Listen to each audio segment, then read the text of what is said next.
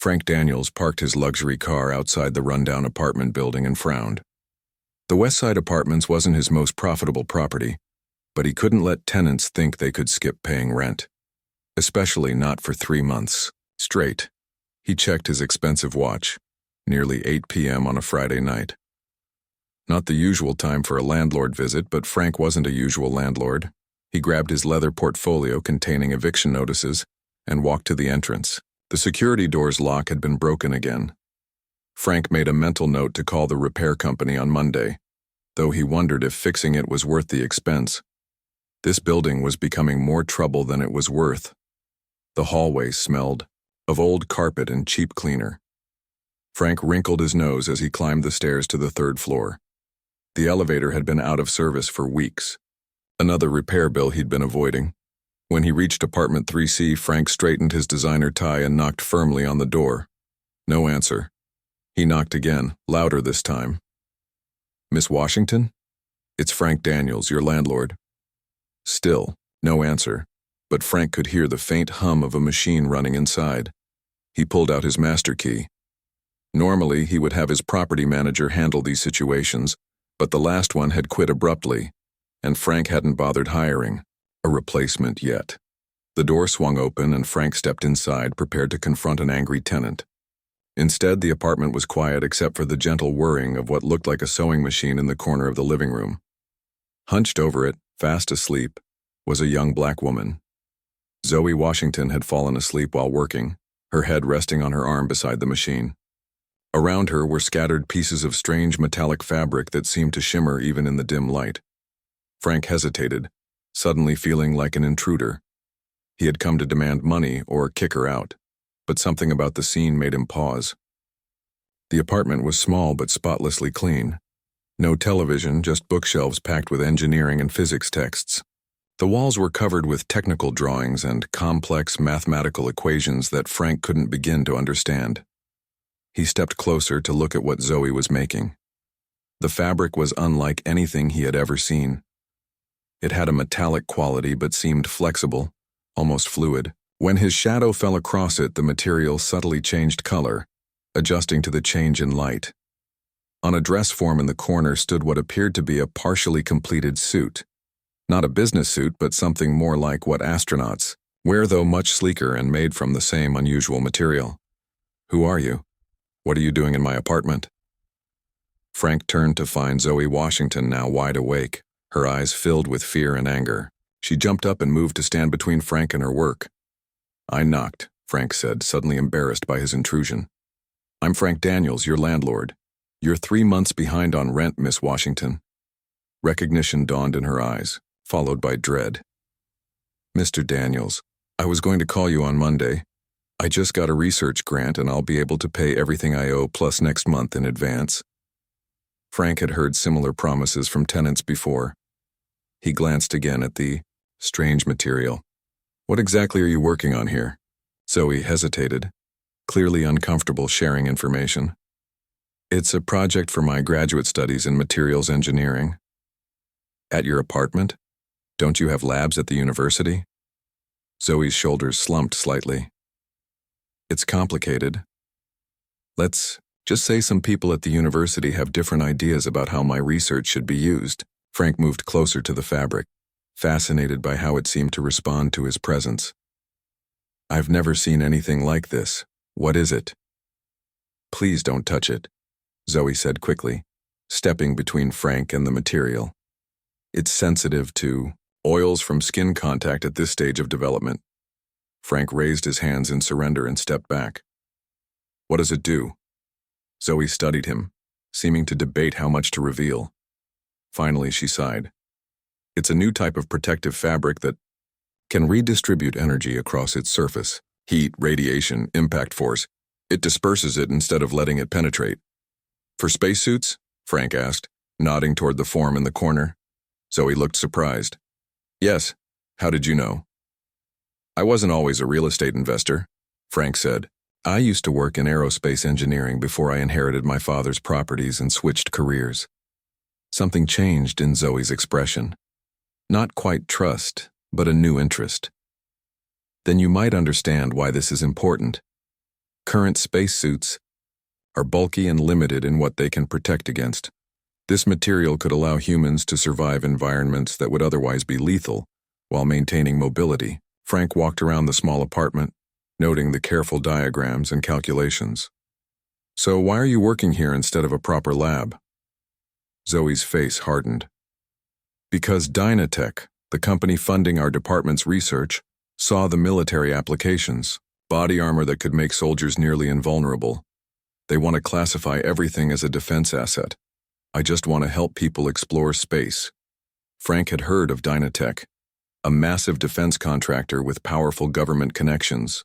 And they let you just walk away with your research? They don't know I'm continuing it independently, Zoe admitted. Technically, they own anything I develop using university resources. That's why I'm working here. Everything I'm using was purchased with my own money. Frank looked at the eviction notice in his hand, then back at the remarkable young woman before him. Something about her determination reminded him of himself, when he was younger, before money became his primary focus. Miss Washington, I came here to collect rent or begin eviction proceedings. Zoe's face fell. Please, Mr. Daniels, just give me until Monday. This work is too important. Frank made a decision that surprised even himself. I have a better idea. Tell me more about your project and we'll work something out about the rent. Zoe looked suspicious. Why would you care about my research? Because, Frank said, pulling up a chair. Before I was a landlord counting pennies, I was an engineer who wanted to change the world. And it looks like you might actually be doing it. For the first time, Zoe smiled slightly. It's a long story. Frank set aside his portfolio. I've got time. As night fell outside the window, Zoe began explaining her breakthrough to the millionaire who had come to evict her, but now sat fascinated by her vision. Neither of them knew it yet, but this unusual meeting would change not only their lives, but potentially the future of human space exploration. A week had passed since Frank Daniels discovered Zoe Washington working on her mysterious fabric. During that time, he had not been idle. Frank sat in his downtown office on the 30th floor, reading through the last of the files his private investigator had compiled on Zoe. What he found amazed him. Zoe wasn't just any graduate student. She had published her first scientific paper at 16. By 19, she had already made waves in the field of material science. Now at 25, she was potentially on the verge of a discovery that could change human space exploration forever. Frank closed the file and looked out his window at the city below. For the first time in years, he felt a spark of the excitement that had driven him before he became focused on building his real estate empire. The intercom on his desk buzzed. Mr. Daniels, your 3 o'clock appointment is here. Send her in, Frank replied, standing to greet his visitor. Zoe entered his office, looking uncomfortable in the luxurious surroundings. She wore simple jeans and a button-up shirt, her hair pulled back in a practical ponytail. Thank you for coming, Miss Washington, Frank said, gesturing to a chair. You didn't give me much choice, Zoe replied, sitting down cautiously. Your message said it was about my rent situation. Frank smiled. Among other things. Would you like something to drink? Coffee? Water? Water is fine, Zoe said, her eyes taking in the expensive furniture and the view of the city. After his assistant brought water, Frank sat across from Zoe. I've been doing some research on you, Miss Washington. Zoe stiffened. Why? Because what you're working on fascinated me. I wanted to understand more. Frank opened the file on his desk. You published your first paper on advanced materials when you were 16. By 19, you had received 3 grants for your work on fabric structures that could respond to environmental changes. You checked my background? Zoe asked, looking both surprised and annoyed. I did. I don't typically invest my time or money without knowing who I'm dealing with. Frank closed the file. What you didn't tell me is that you were the youngest person ever accepted to the materials science doctoral program at your university. Zoe sipped her water. I don't like bragging. It's not bragging if it's true, Frank said. Tell me more about this fabric you're developing. How exactly does it work? Zoe hesitated, then seemed to make a decision. She reached into her bag and pulled out a small square of the shimmering material. "This is a sample of what I'm working on," she said, placing it on the table between them. "May I borrow your desk lamp?" Frank nodded, pushing the lamp closer. Zoe positioned the lamp to shine directly on the fabric sample. "Watch carefully," she said, turning on the lamp. The fabric immediately began to shimmer more intensely. This material contains millions of microscopic structures that can absorb energy and redistribute it across the entire surface. She took a temperature reader from her bag and held it near the fabric. The lamp is generating heat of about 200 degrees directly under it, but the fabric itself never gets above 75 degrees anywhere on its surface. Frank leaned closer, fascinated. "It's spreading out the heat." "Exactly," Zoe said, her eyes lighting up with enthusiasm. "And not just heat. It works with radiation, impact force, even electrical charge. The material creates a network that prevents any single point from being overwhelmed." "And your idea is to use this for spacesuits?" Frank asked. "Yes. Current spacesuits are bulky and limited. They can't protect astronauts from everything space throws at them. This material could change that. Imagine suits that could let humans walk on Venus, or withstand the radiation near Jupiter." Frank was silent for a moment, thinking. "So, why are you working from your apartment? Why not at the university lab where you'd have proper equipment?" Zoe's expression darkened.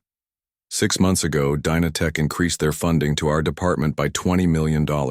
Suddenly, my project was redirected. They wanted to focus on applications for military body armor instead of space exploration. "And you objected?"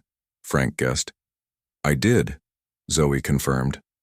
"I told the department head that I wouldn't help develop technology that would be classified and used only for warfare. The next day, my lab access was restricted. They said it was for security reasons." "So you took your work home," Frank said. "Not exactly. I started over from scratch. Everything in my apartment was developed independently, using my own money, and equipment I purchased myself." Zoe leaned forward. "I kept detailed records of when and how I worked, to prove I wasn't using university resources." Frank nodded slowly. "Smart. But Dynatech won't like it when they find out." "They have no right to stop me," Zoe said firmly. "This is my work, my idea. Corporations like Dynatech don't care about right and wrong, Miss Washington. They care about profits and power." Frank stood and walked to the window. "What's your plan? Finish the suit and then what?" "Demonstrate it publicly. Show the world what it can do before Dynatech can classify it as a military asset." Zoe picked up her fabric sample. "But I'm running out of time and money. They've already started asking questions about why I'm not on campus as much." Frank turned back to her. Decision made. "I have a proposition for you, Miss Washington. I'll forgive your back rent. More than that, I'll fund your research. Help you complete your prototype." Zoe looked suspicious. "Why would you do that?" "Because before I became a landlord, I was an aerospace engineer," Frank said. "I left the industry because I was tired of seeing good technology turned into weapons instead of tools for exploration. Maybe helping you is my chance to fix that mistake." "What would you want in return?" Zoe asked cautiously. "A partnership. I have connections in the space industry, people who could help bring your invention to the right people." Frank walked back to his desk. "And yes, if it succeeds, I'd expect a return on my investment. But I won't take control of your work." "I need to think about it," Zoe said. "Of course," Frank replied. "But don't take too long. I've arranged a meeting for tomorrow with someone I think you should meet." "Who?" "Dr. Elaine Keller. She's a senior administrator at NASA now, but she used to be my colleague." Frank handed Zoe a business card. "She's very interested in your work." Zoe stared at the card. "You told NASA about my project?" "No details. Just that I'd met a brilliant young engineer with a breakthrough in protective materials for space exploration." Frank smiled. "Dr. Keller checks out everyone claiming to have the next big thing. The fact that she agreed to meet you says a lot." For the first time since entering his office, Zoe smiled. "I'll be there." As she left his office, Frank looked again at her file. He knew partnering with Zoe would mean taking on Dynatech, a powerful enemy. but something about her determination had awakened his old passion for space exploration. The risk would be worth it if her invention could truly change humanity's future among the stars. The NASA headquarters lobby was grand and imposing. Zoe Washington sat nervously on a bench, dressed in the new outfit Frank had insisted on buying her for this meeting. The sleek pantsuit felt strange after years of jeans and t-shirts, but she had to admit it gave her confidence. Frank paced nearby, checking his watch every few minutes. "Dr. Keller is always on time," he said. "It's a good sign that she agreed to meet us on such short notice." Zoe nodded, clutching her presentation folder tightly. Inside were her designs, test results, and a small sample of her revolutionary fabric. She had worked all night preparing, barely sleeping. "What if she doesn't believe me?" Zoe asked suddenly. "What if she thinks I'm just some kid with big ideas?" Frank stopped pacing. "Dr. Keller doesn't waste time on people she doesn't take seriously. The fact that we're here means she's interested." Before Zoe could respond, a tall woman with silver hair approached them from across the lobby. She moved with purpose, her eyes sharp and assessing. "Frank Daniels," she said, extending her hand. "It's been what, 8 years?" Frank shook her hand, warmly. "Too long, Elaine. Thank you for seeing us." Dr. Keller turned to Zoe. "And you must be Zoe Washington. Frank tells me you've developed something remarkable." "Yes, ma'am," Zoe said, standing quickly. "Thank you for meeting with us." "Don't thank me yet," Dr. Keller replied with a small smile. "I meet with a lot of people who claim to have revolutionary technology. Most of them leave disappointed." She gestured toward the elevators. "Let's talk in my office." Dr. Keller's office was smaller than Zoe expected, but the view of Washington, D.C. was impressive. One wall was covered with photos of space missions and astronauts. Many were signed with personal messages. "Now," Dr. Keller said, sitting behind her desk, "Frank tells me you've developed a new kind of protective material for space applications. Show me what you've got." Zoe took a deep breath and opened her folder.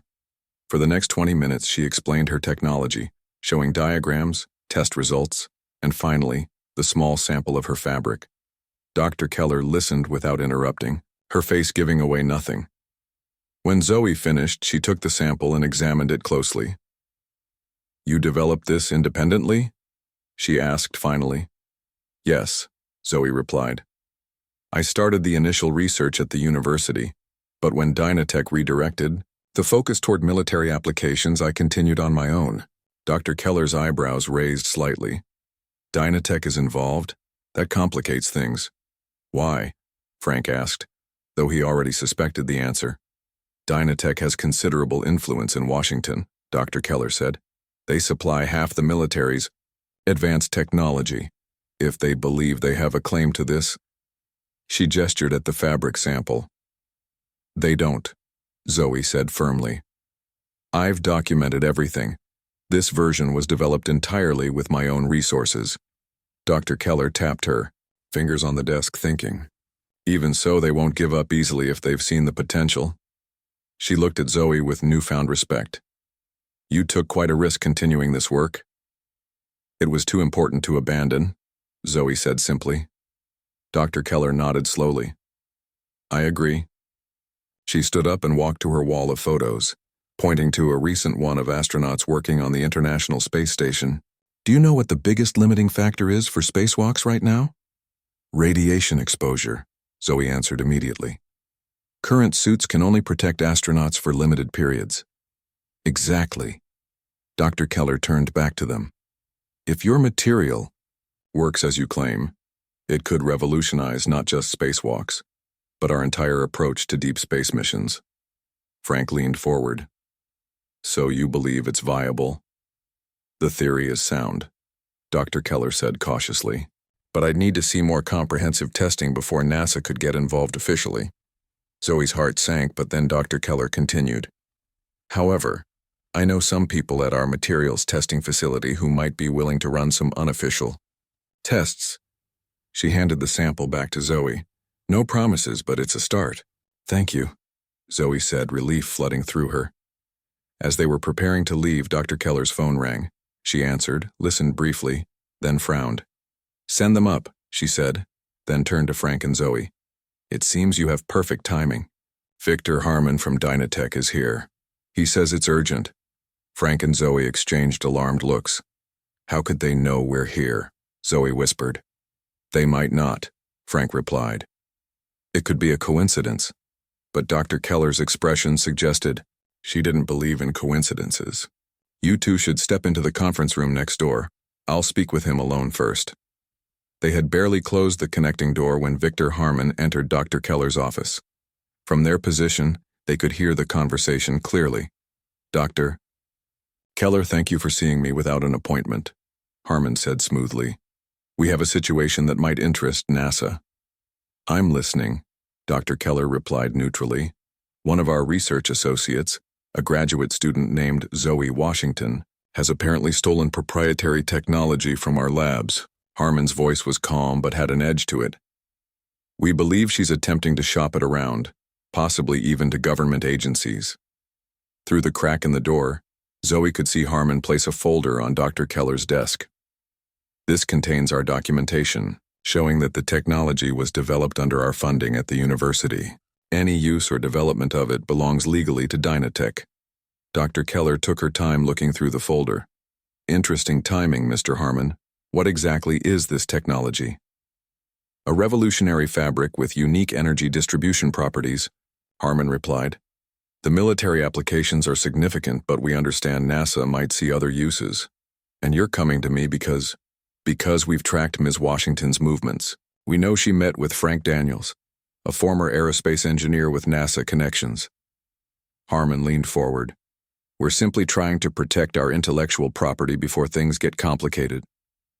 In the conference room, Zoe turned to Frank, panic in her eyes. "They've been watching me," she whispered. Frank nodded grimly. "We need to move quickly now." Back in the office, Dr. Keller was speaking carefully. "I appreciate the information, Mr. Harmon. If Ms. Washington contacts NASA, I'll certainly keep your concerns in mind." "That's all we ask," Harmon said, standing. "To leave." "Well, that and your agreement to contact us immediately if she approaches you." After Harmon left, Dr. Keller waited a full minute before opening the conference room door. "You heard?" she asked. Frank nodded.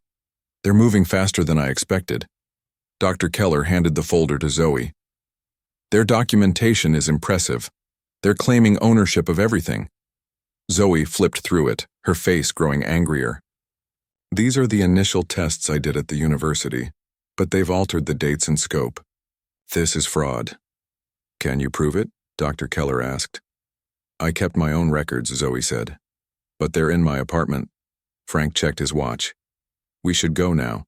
If they're watching you this closely, they might decide to collect that evidence themselves." Dr. Keller walked them to a back elevator. "I can't officially get involved in a legal dispute with Dynatech," she said, "but unofficially." She handed Frank a business card with a number written on the back. "This is my private line. Keep me updated." As the elevator doors closed, Zoe looked at Frank with determination. "I won't let them take my work." "They won't," Frank promised. "But from now on, we need to be very careful." Frank drove quickly through the city streets, his luxury car weaving through traffic with purpose. Beside him, Zoe checked her phone nervously. "My neighbor just texted back," she said. "There are 2 men in suits asking questions about me in the building." Frank gripped the steering wheel tighter. "Dynatech isn't wasting any time. We need to get your research before they do." "We can't go to my apartment if they're there," Zoe said. "We won't," Frank replied, making a sudden turn. "We're going to my place first. I need to make some calls." Frank's penthouse occupied the top floor of one of the tallest buildings downtown. Floor-to-ceiling windows offered a stunning view of the city, but Zoe was too anxious to appreciate it. Frank moved quickly to his home office, gesturing for Zoe to follow. "My lawyer is on his way over. We need to establish protection for your work immediately." "But how?" Zoe asked, pacing the room. "Dynatech has resources, lawyers, political connections." "So do I," Frank said, picking up his phone. "And unlike them, we have the truth on our side." While Frank made calls, Zoe watched the news on a large wall-mounted screen. Her attention was caught by a business report. Dynatech stock jumped 3% today on rumors of a breakthrough in military protection technology, the reporter said. Sources suggest the company is developing revolutionary armor that could change warfare as we know it. They're already setting the stage to claim my work, Zoe said bitterly. They can't even build a working prototype without me, but they're telling investors they've done it. An hour later, Frank's lawyer arrived. Patricia Jones was a sharp-looking woman in her 50s with a reputation for winning impossible cases. So, she said after Frank explained the situation, we have a graduate student against one of the biggest defense contractors in the country. I like a challenge. She turned to Zoe. Tell me about your documentation. Zoe described her meticulous record-keeping. I have notebooks with dated entries, receipts for all materials I purchased myself, and timestamps on all my development photos. Everything is in a fireproof box in my apartment, which Dynatech people are probably searching right now, Frank added grimly. Patricia thought for a moment. Did you back up your records anywhere? Yes, Zoe said. I scanned everything and stored it on an encrypted cloud drive. And I mailed copies of the key documents to my mother's house every few weeks, just to establish a paper trail with postmarks. Patricia smiled for the first time. Smart girl. So even if they find your apartment, they can't get everything. But we still need the physical evidence, Frank insisted. The prototype suit especially. We need a distraction, Patricia said. She pulled out her phone. I know some people who can help us get into your apartment without Dynatech noticing. While Patricia made arrangements, Frank's phone rang. It was Dr. Keller. Frank, you need to turn on the news, she said without preamble.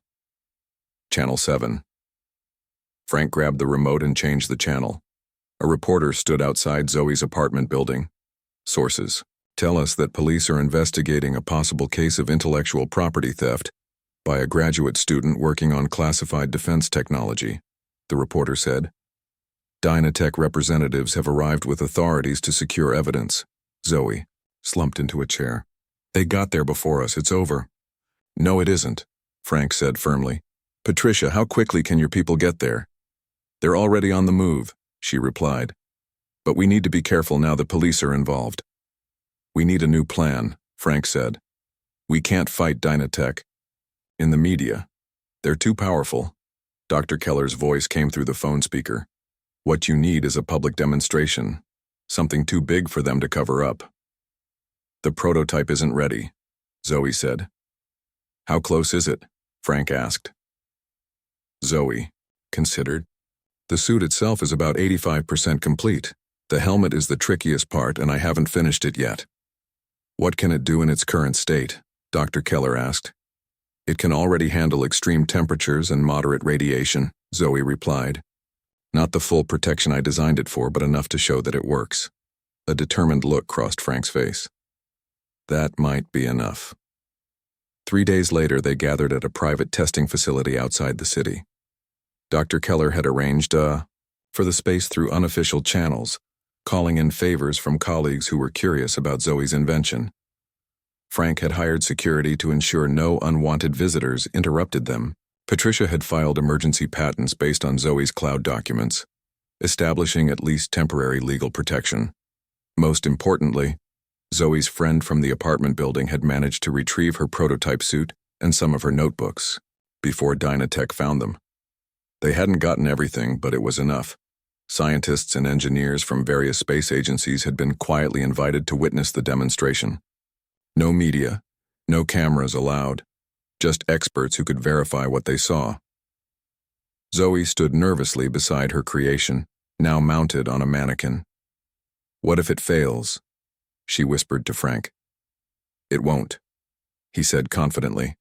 But even if it does, these people will see that you're the true inventor. That's what matters most right now.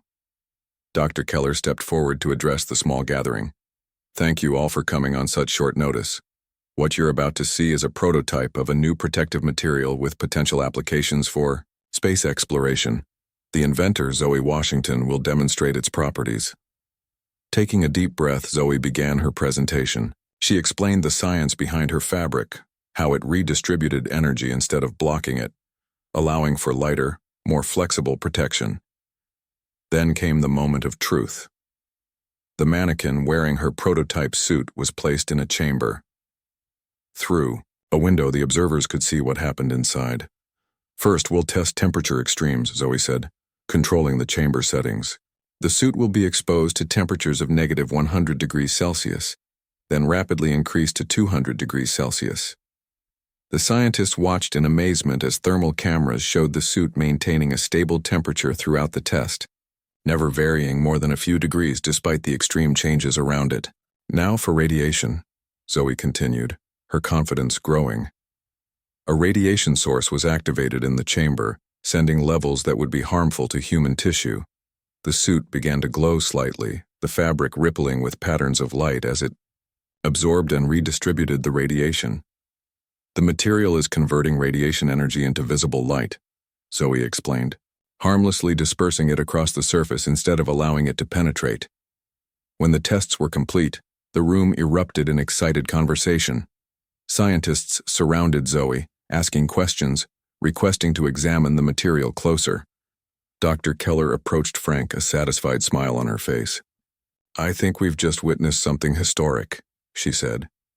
"They believe her," Frank said, watching Zoe talk animatedly with the scientists.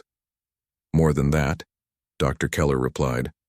"They're already thinking about applications, collaborations, research, opportunities. Dynatech may have the media and the lawyers, but after today, Zoe has the scientific community behind her." As they watched, Zoe caught Frank's eye across the room and smiled. A genuine, hopeful smile that made all his efforts worthwhile. The battle with Dynatech was far from over. But for the first time since this began, Frank knew they could win. 1 year later, Frank stood at the large windows of his new office watching workers in the manufacturing floor below. The sign on the building read, "Washington Daniels Space Technologies." Dozens of people in lab coats and safety gear moved purposefully around the space, working on various projects. In the center of the main floor stood a special area where the latest version of Zoe's protective suits were being assembled. No longer just prototypes, they were now being prepared for actual use in space. Frank's assistant knocked on his door. "Ms. Washington is here for your meeting, sir." "Send her in," Frank said, turning from the window.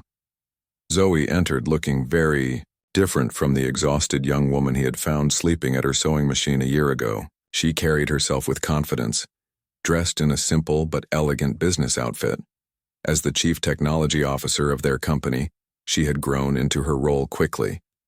"The NASA team just sent their final approval," she said without preamble, handing him a tablet. "The suits passed all their tests. They want to use them for the Mars mission next year."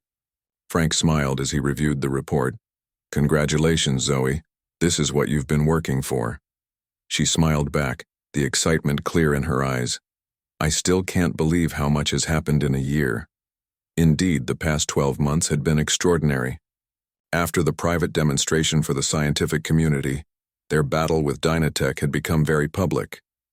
Dynatech had filed lawsuits claiming ownership of Zoe's technology. They had used their connections to try to block the emergency. Patents Patricia had filed. For a while, it had seemed like they might win through sheer force of money and influence. Then Frank had made a bold move. He had called a press conference and announced the creation of a new foundation dedicated to advancing space exploration technology. He pledged $100 million of his own money and named Zoe as the research director. "I'm not just investing in a technology," he had told the reporters. "I'm investing in humanity's future among the stars." The publicity had been overwhelming. Other wealthy tech leaders, excited by the potential of Zoe's invention, had pledged additional funding. Public opinion had turned strongly against Dynatech. When it became clear they wanted to limit the technology to military applications. The final blow came when Zoe's meticulous records proved that her independent work had begun before she ever signed any agreements with the university or Dynatech. Patricia had used those records to counter their legal claims, and eventually, Dynatech had been forced to settle. "The Mars team leader wants to meet with us next week," Zoe said, bringing Frank back to the present. "They have some specific customizations they want to discuss for the suits." "Set it up," Frank said. And make sure the engineering team has what they need to make any necessary changes. Zoe nodded, making notes on her tablet. Also, the students from your scholarship program are arriving tomorrow. 10 brilliant young engineers who would never have had this opportunity otherwise. Frank smiled. One of his favorite parts of their success had been establishing scholarships for promising young scientists from disadvantaged backgrounds. He had even converted his troublesome Westside Apartments building into free housing for engineering students, with a state-of-the-art workshop on the ground floor. I want to meet with them personally, he said. Show them around the facility. They'll be thrilled, Zoe replied. Most of them grew up reading about your donations to science education. Now they get to meet you in person. Frank waved this away modestly. They should be more excited to meet you. You're the one who actually invented something revolutionary. A notification appeared on Frank's screen. The press conference is in 30 minutes, he reminded Zoe. Are you ready?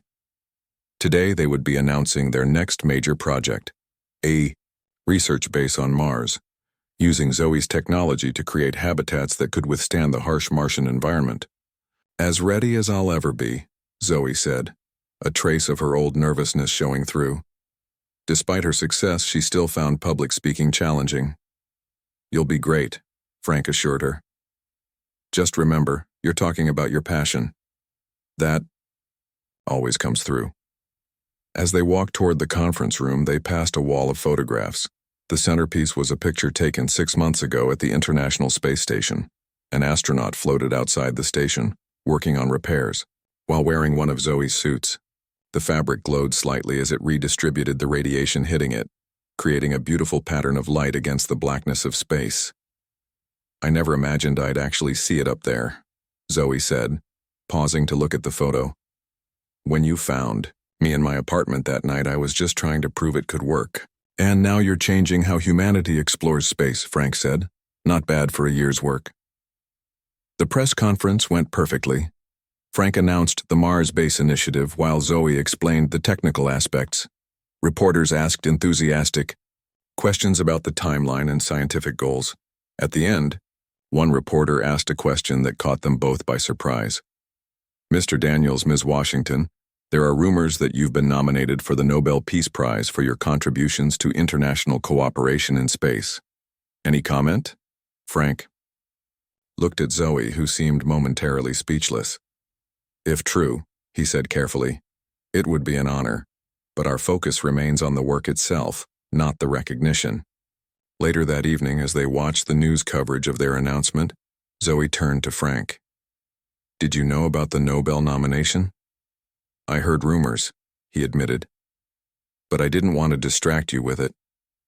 Zoe shook her head in amazement. When I think about how this all started, with you coming to collect late rent, Frank laughed. Best collection visit I ever made. On the screen, footage showed the first team of astronauts who would wear Zoe's suits to Mars. They stood together, a diverse group of scientists and explorers from countries around the world, united in their mission to expand human knowledge. What do you think happens next? Zoe asked quietly. Frank considered the question. Next, we keep pushing boundaries. Your technology is just the beginning. There are more brilliant minds out there with ideas waiting to be discovered. He gestured to the astronauts on screen. And more frontiers waiting to be explored. Zoe nodded, her eyes fixed on the future she had helped create. I'm glad you didn't evict me. So am I, Frank said with a smile. So am I. Outside the window, the sun was setting over the city, but in a laboratory downstairs, Zoe's next invention was already taking shape, another step forward in humanity's journey to the stars.